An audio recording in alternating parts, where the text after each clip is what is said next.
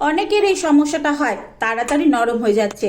খুব একটা বড় সমস্যা, বেশিরভাগ ছেলেদেরই এরকম প্রবলেম হয়ে যায় যে আমরা করছি কিন্তু তাড়াতাড়ি ছোট হয়ে যাচ্ছে। আর এটা নিয়ে অনেক চিন্তায় থাকে, তারা বুঝতেই পারে না এইটা নিয়ে কার সাথে আলোচনা করবে, কিভাবে এটাকে ঠিক করা যায়।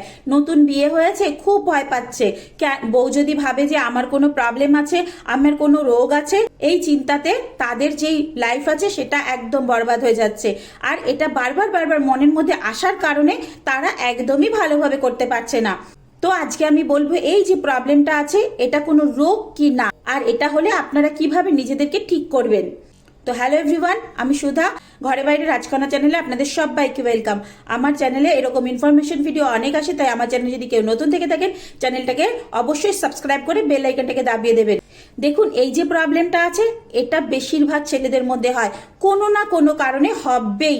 পুরো লাইফের মধ্যে একবার হলেও এটা হবে। তো এটার কারণ কি? এটা তিনটে ভাগে ভাগ করা হয়। ফার্স্ট হচ্ছে নতুন বিয়ের পরে হতে পারে, সেকেন্ড হচ্ছে বিয়ের মাঝখানে হতে পারে, থার্ড হচ্ছে হঠাৎ করে মোটাপা বেড়ে যাওয়ার জন্য হতে। যদি আপনার ব্লাডের মধ্যে কোলেস্ট্রলের পরিমাণ বেড়ে যায় তাহলে কিন্তু এই প্রবলেমটা হতে পারে।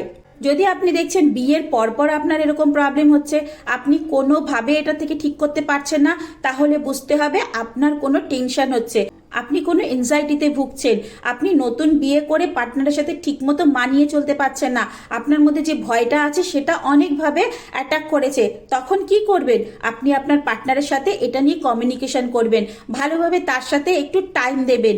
দেখুন, বিয়ের পরপরই যদি এরকম হয় কোনো প্রবলেম নেই, একটু ধীরাজ রেখে নেক্সট ডে করুন।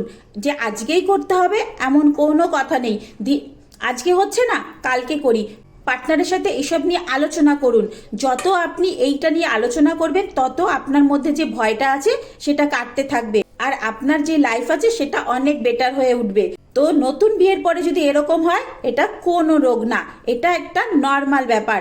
আপনি এটাকে একসেপ্ট করতে পারছেন না, ধীরে ধীরে এটার সঙ্গে চলতে চলতে আপনি একসেপ্ট করতে পারবেন, আপনার এই প্রবলেমটা ঠিক হয়ে যাবে। এছাড়াও যদি কোলেস্ট্রল লেভেল বেড়ে যায় তাহলে কিন্তু আপনার ব্লাডের যে ফ্লো আছে সেটা কম হয়ে যায়। কোলেস্ট্রল ব্লাডের ফ্লোকে কম করে দেয়। তাই এরকম যদি প্রবলেম হয়ে থাকে তাহলে অবশ্যই একটু ব্লাড টেস্ট করে নেবেন, কোলেস্ট্রলটা টেস্ট করে নেবেন। এছাড়াও সুগারও হতে পারে, কারোর ব্লাডের মধ্যে সুগারের পরিমাণ বেড়ে গেলেও কিন্তু এই প্রবলেমটা হতে পারে। তো এটা নিয়ে কোনো ভয় না পেয়ে অবশ্যই ডক্টরের সাথে কনসাল্ট করবেন, ডক্টর আপনাকে এটার সমস্যার সমাধান দেখিয়ে দেবে।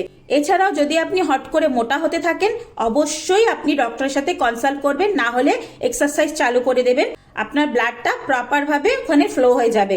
থার্ড হচ্ছে বিয়ের 15-20 বছর পরে এটার প্রবলেম হচ্ছে। আগে তো আমার প্রবলেম ছিল না, বাট হঠাৎ করে আমার এই প্রবলেমটা হচ্ছে। হ্যাঁ, এটা আপনার রোগ হতে পারে, কিন্তু ওটার কোনো রোগ না, আপনার শরীরের কোনো প্রবলেম হচ্ছে। এরকম যদি প্রবলেম হয় অবশ্যই আপনি ডক্টরের সাথে কনসাল্ট করবেন।